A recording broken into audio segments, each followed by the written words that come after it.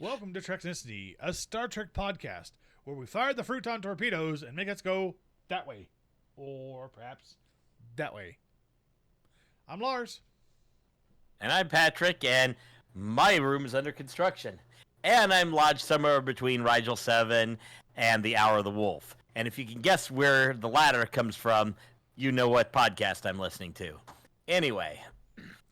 In this 5th episode of the 7th and final season of Treknicity, we present to you a recap of the 4th episode of Season 2 of Star Trek Strange New Worlds entitled Among the Lotus Eaters. I won't say what I've made my alternate title. Anyway, of course, that out of the way, this is a fun episode, some feels, and that's the point at which I say, hey, we're going to do some spoilery shite. So, let's get into this.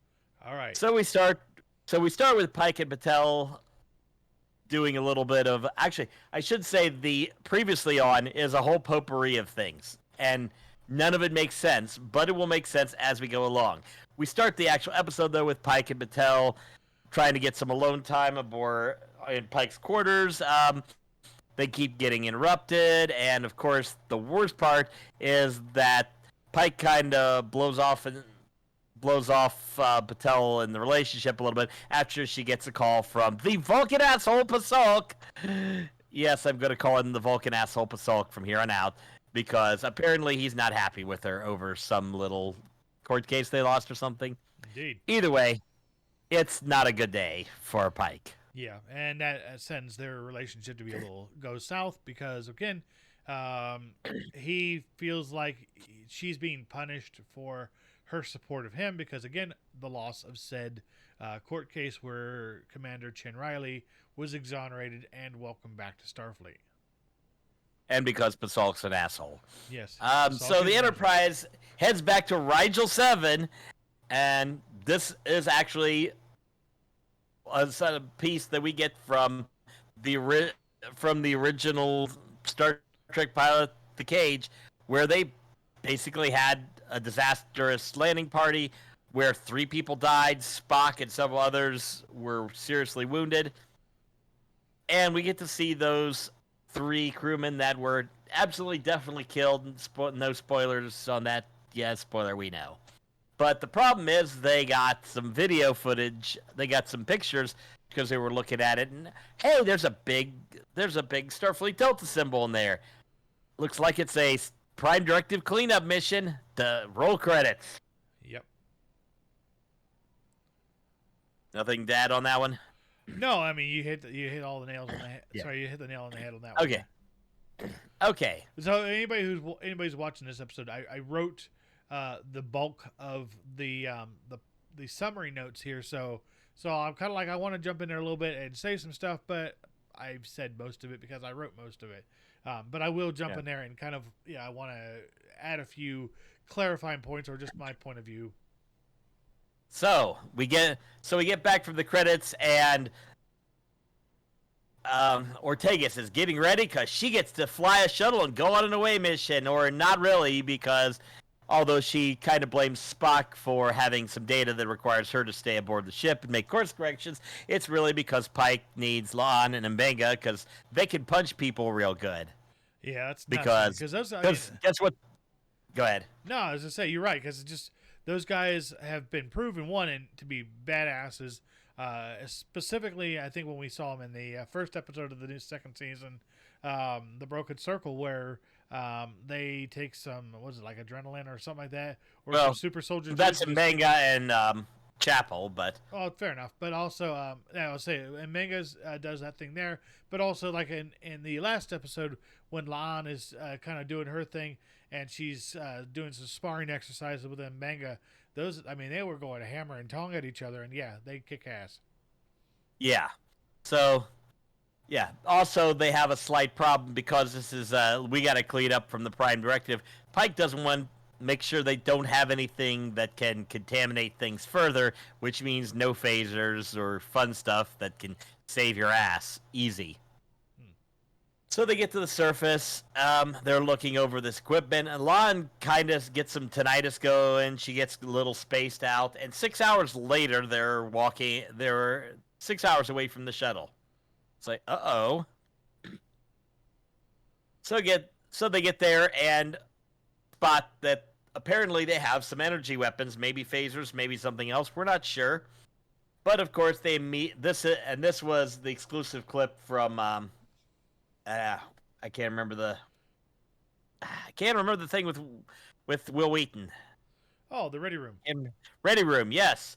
This is an exclusive clip from the Ready Room where they get held up pretty much immediately, and of course they know who Starfleet is. So, oh no, how do they know this? So, Mbenga gets the tinnitus.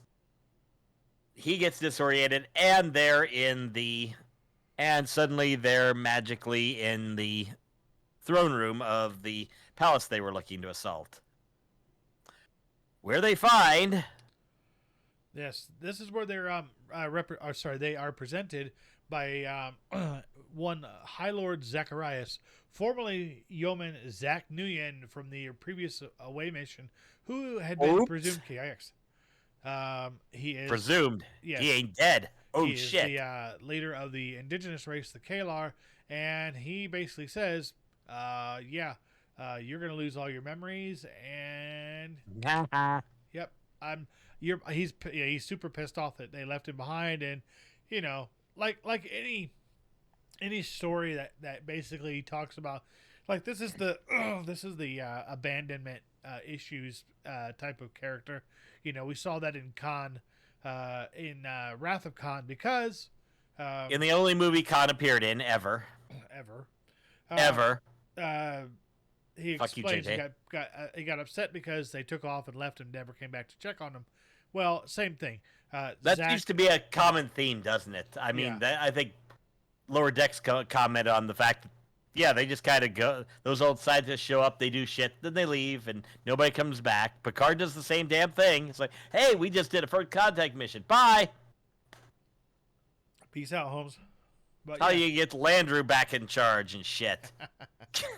So he was presumed killed in action. He is now the leader of the indigenous race known as the Kalar, and he explains as I said before, that they will eventually lose their memory. They'll forget who they are, forget everything they know except the basics, and yay. So Pike gets fun with tinnitus, and they wake up in the cage. Yeah. Not the cage, this episode, but the cage that they're in. And of course, they're forgetting shit. They ham-fisted that one in there. That was the first thing. Immediately when I woke up, I thought, oh my, that is, if that's not on purpose, then somebody's getting fired. Yep. So, of course, they can't remember anything, and they almost get left in the cage, but some old guy says, come on, I'll show you what to do. You do this and this, and you two are with me, and you do something else.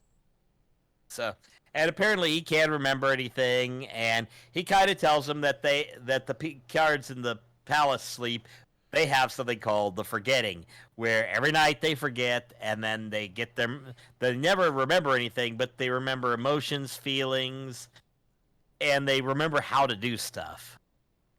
Which is really bad when you don't remember who you are in some cases. Or what you do. So of course, Pike figures out, this isn't where... My hands aren't calloused. I shouldn't be here. If there's something that's missing, it's got to be in that palace.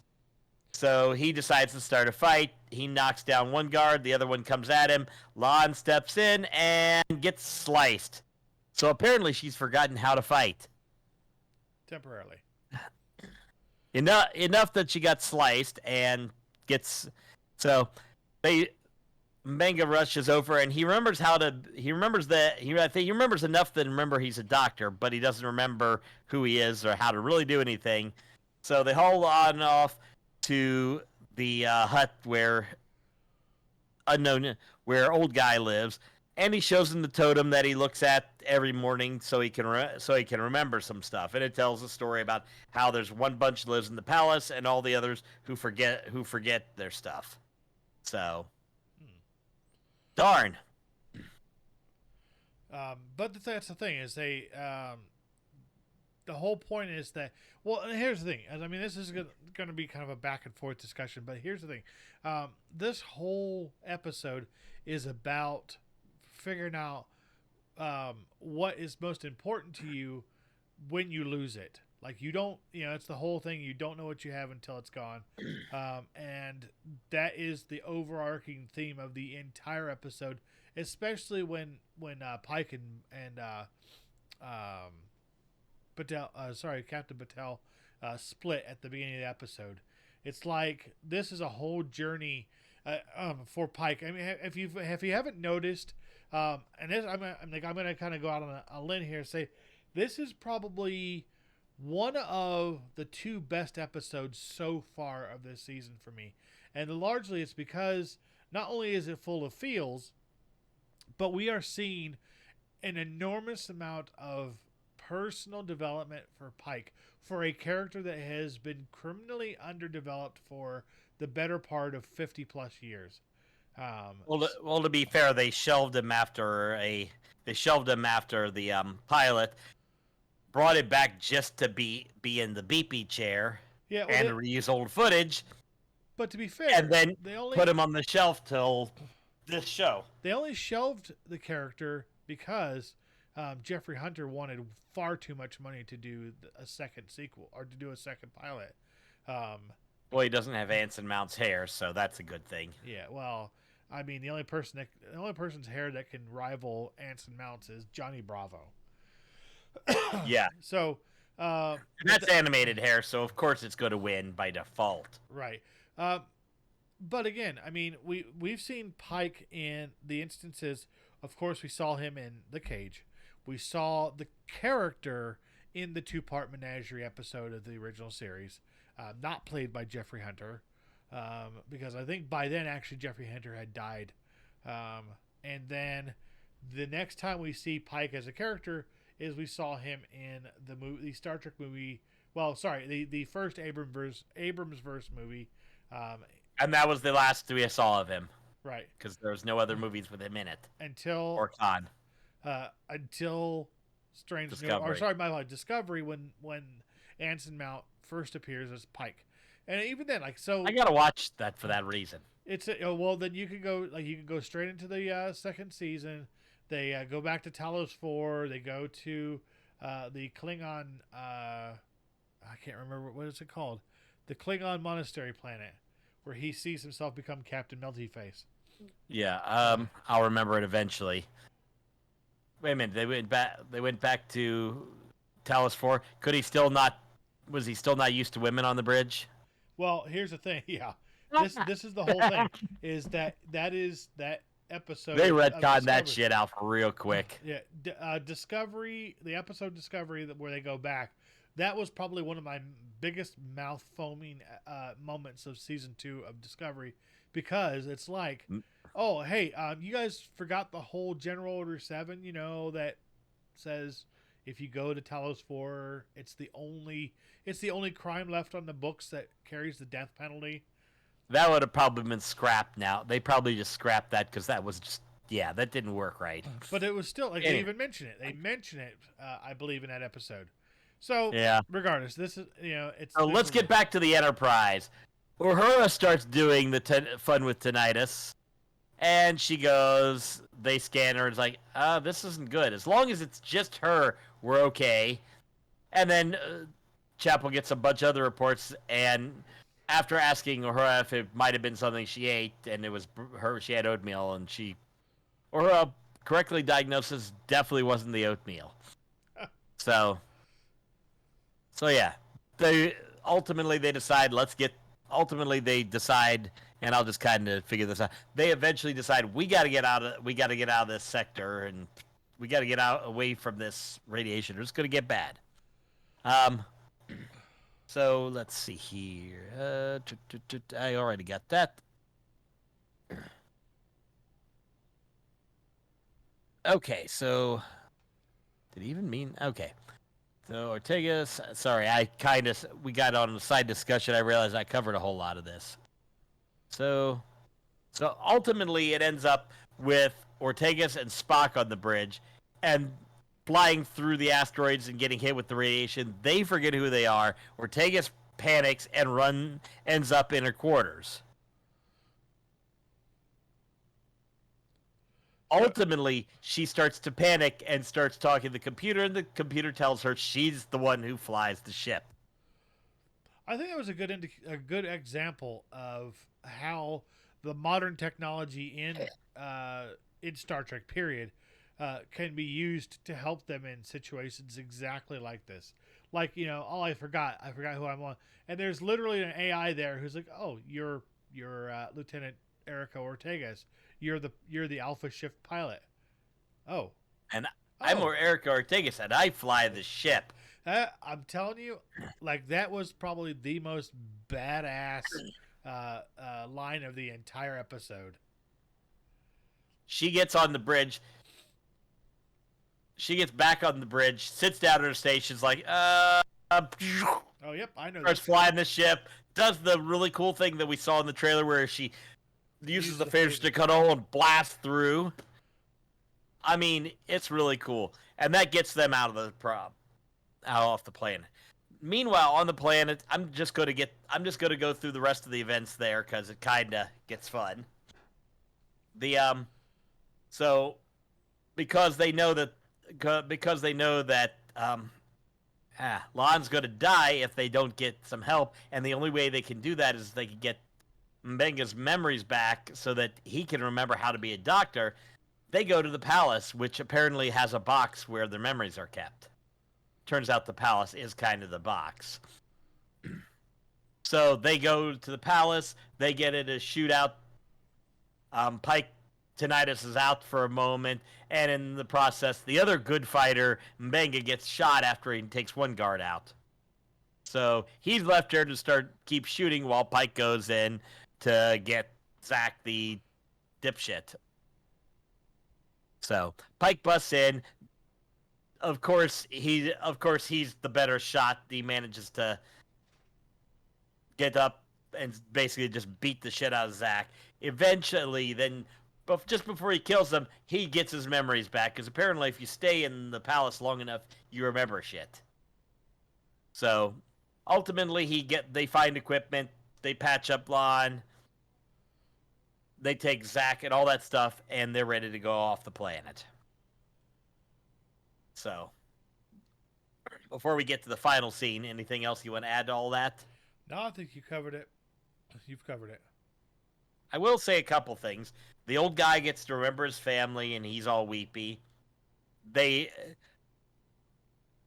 Pike appropriately points out that, yeah, the things that are important to us, the things who we really are, Zach says that the planet changes you and says no. Pike says no. This planet reveals who you truly are. His concern was to get his crew and take care of that, including the guy he realized now that he left behind that he had mourned before. So we get back to the planet. We get back on the ship. Everything's back to normal. And Pike decides to do a little wibbly wobbly with the Prime Directive and grab that asteroid and yeet it the hell off of the planet. And more importantly, in the process of getting rid of Zach, diverts 2 ships just to get Patel alone and says, "Hey, you were one of the things that got me off that planet, and we're gonna later, or maybe after the credits. I don't know." So there you go. And basically, it ends off the episode with those two. Pike basically asking her for a second chance and get in his pants. Yeah, pretty much. And she gives him a kiss and says, let's see how the next 30 minutes goes. Which is, again, that for me, this episode. Roll credits. Let's bone. Yeah, this episode is absolutely chock full of feels, because a lot of things that we never got to talk about or got to really, like, we had to surmise because it never really properly fleshed out a lot of these events. We only know what happened on Rigel 7 during Pike's first visit because we saw him relive part of that, and he also talked to the doctor aboard the Enterprise during the events of the Cage. He explained to them, that they had to go. They went down there. He had fought one of their warriors, and they lost 3 people, and that was all we knew. Now we saw more of the race. The excuse me, of the people there. We got to see how this messed him up, how badly it messed him up, and as that being said, we learned more about Pike as a person. Also, the fact that, if you haven't figured out, he knows damn well that he's going to become Captain Melty Face in about 10 years, maybe about 9 years now. But he's just going past that. He's just rolling through that. And people are conveniently starting to forget that that's going to happen to him because we're seeing all of these things, all these blanks filled in, all this other shit happens. Yeah, all this stuff that really endears that character to you. This is something I've been very vocal about since we've talked about Strange New Worlds, right from season 1. One of my biggest complaints about Star Trek series, what is deemed as New Trek, that I don't like. The Kurtzman era, yeah, basically. And to be honest, the ones that I'm speaking specifically about are Discovery. All of Discovery and the first 2 seasons of Picard, and it's because they basically they're trying to tell you, okay, these characters are here, you love them, but why? Because they're here, you love them. They're the best characters. You love them. You're invested in them. No, I'm not. Give me some good stories with them. It doesn't matter. It could be 90 minutes of them farting into a tin can. You love these characters. No, that's not what it is. I'm sorry. Fuck off. I don't care. You're not going to slap him on a starship doesn't make him immediately loved. Yeah, I absolutely despise the character of Michael Burnham, and not because I don't think that Sonequa Martin Green is a bad actress. I think she's a kick-ass actress, but I think they turned her character into a Mary Sue, so with that being said, that's what makes you just not like having to deal with this crap.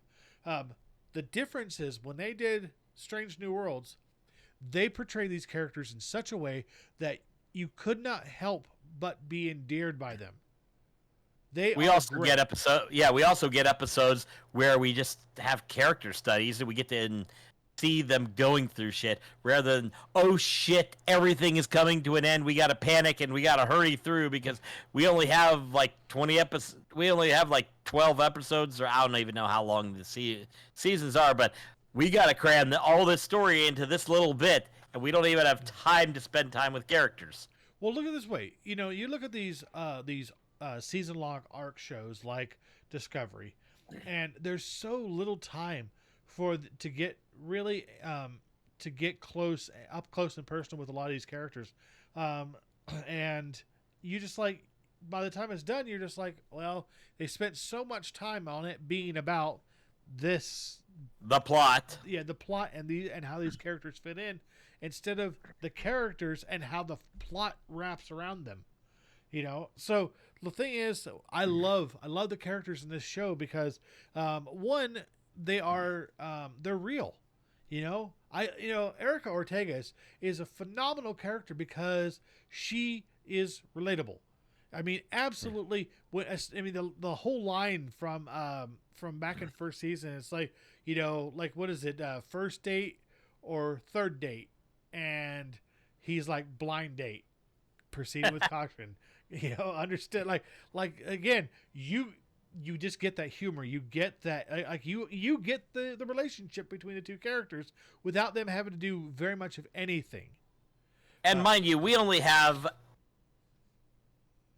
only two. I think only 2 of the characters are true legacy characters that we have investment in, and that's Spock and Uhura. I'm going to leave Pike and Number One and Chapel out because, to be honest, two of them were in one episode, were in the pilot, and the menagerie, and Chapel was basically, "Here, Doctor." "Oh, Spock." That is literally all that we got. That's literally all we got from Chapel. Yeah, probably the worst character of Major Barrett.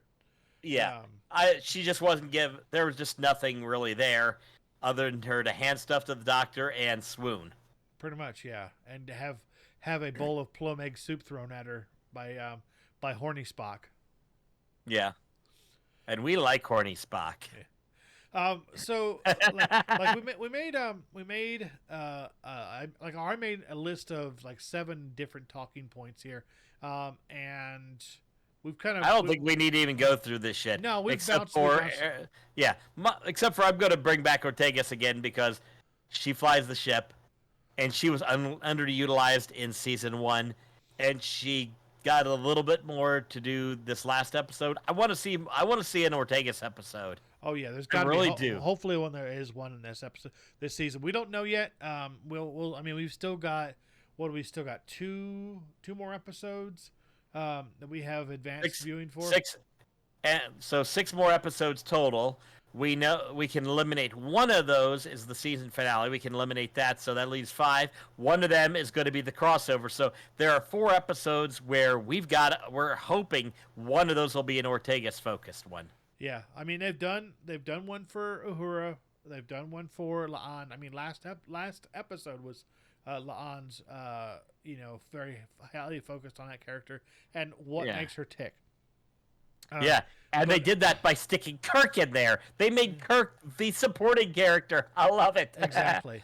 And so the thing and he still almost got some. Yeah. So they have this badass moment where she's like, "I'm Erica Ortegas and I fly the ship." Like, damn straight you. Like I'm like, yeah, you, that's it, you girl, you fly that ship. You fly the fuck out of that ship. And she's so good at it that she doesn't have to remember how to do it. She just starts doing it. Exactly. Damn straight. She's got Spock on her side, acting as navigator, and he's like, I believe you, because here's Spock trying to run on emotion too, and somehow he isn't punching shit. Exactly. And so I mean, once they all get back to the ship, once they've taken the source of the irritation out of the loop, which was the asteroid that hit Rigel 7 thousands of years ago, and they're all basically back to where they know. That's the thing is, like when at the beginning of the episode, Batel gives Pike a gift, and that is basically it's a medallion that is it was designed as a symbol. It was supposed to help bring sailors home, or bring a sailor home. And this is it did it. It did it. I mean, like it fit perfectly.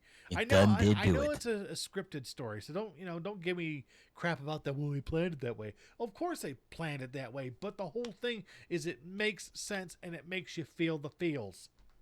I mean, they had in the beginning when Ortegas didn't get to go on the mission, she was annoyed with Spock. That got called back later when she forgot who she was. She was angry at Spock. And she didn't know why she was angry at Spock, but she knew she was. Because he was a dick. That's right. I mean, not as much of an asshole as Pasalk, of course, because he's the Vulcan asshole. No. And so the thing is, like, the character of Batel we see in episode 1, Strange New Worlds, very first episode of the series. We know that there's going to be more. Of course, we see her being developed more here in season 2 because we see that she's happy that she loses loses the case so that Una can go free in the previous episode. We see her now trying to be effectively a partner to Pike.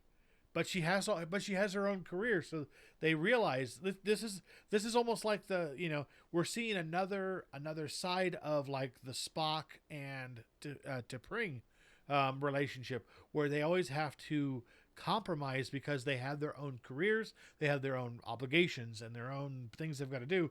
So when they're not body swapped or anything. Yeah, exactly. But it was a good episode. So last thing we got to talk about is Rigel 7. I mean, obviously we know what Pike. Yeah, I just got a picture of one of the Kalar from the original from the pilot. Oh yeah, They were dude had a uglier. jacked up girl, man. That guy had like massive. Go!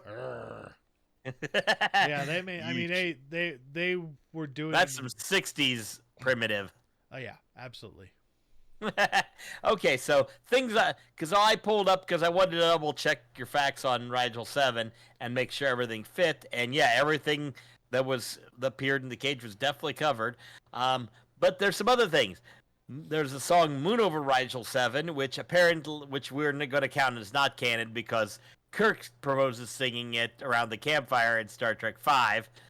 So we don't really want anything from that.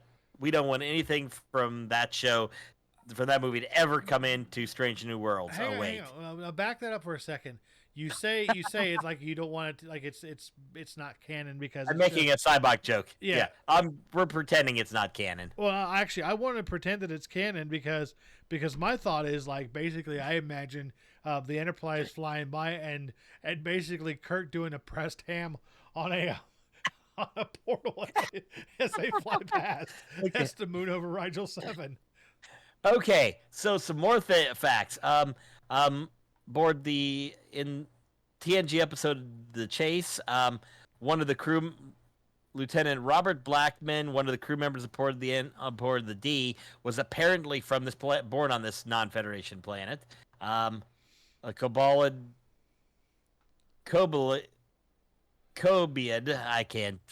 Some dickhead alien character. Uses the subspace shuttle to access and purge everything in the active memory of the computer systems on Rigel 7. This was from he tried it again on Deep Space Nine in the episode The Passenger. The view of the surface of Rigel 7 depicted on several view screens in DS9's Promenade and Replimat. The advertising event of the spectacular castles of Rigel 7. This is in Whispers, The Muse, and What You Leave Behind. And apparently the D once conducted a mission to Rigel 7 where nobody put the pressed ham out, during which the crew believed their communicators were compromised. This ultimately led to the encryption that Beverly Crusher breaks out in season 3, episode 1 of Picard. Of Picard. And basically, yeah, that's, I think, everything. So apparently Rigel 7 really picked up the pace after Pike left. Yeah, and again, the whole thing is that the bit that they do with taking the asteroid away and allowing it to them to go back to what they were, that allows them to actually start developing, because they're basically the Bronze Age, but it allows them to do these other things. In a way, it's like filling in these blanks. In 100 years. Well, I mean, come on. Lieutenant Robert Blackman, a crew member aboard the Enterprise D, was born on this planet. So he was on the Enterprise, so it was less than 100 years. Right. But the thing is that we also know that the development of this planet is held up largely by the presence of that asteroid and its radiation. When they take it away, I'm guessing why, because at this point the prime directive is hosed. Okay? Yeah. It's straight up hosed. So they probably went back there and tried to undo what they could, and in the process you can't unring that bell. So they probably just gave what support they could.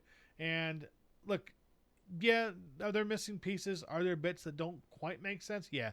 You have to It's a little shaky canon, but hey. Yeah, you have to form your own head canon for this one. But it's still the same way. They are filling in these blanks in ways that thinking about head right sense. Now. Head canon, that is. Oh well. That's pretty much it. Yeah. On that. So that is all we have for this episode of Treknicity. I want to thank you guys for joining us as we talk about all things Star Trek.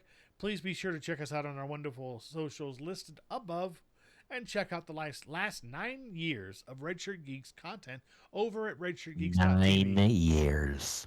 That's right. I'm Lars. I'm Patrick. And remember to go boldly and to rock out with your Spock out. And we will see you next time.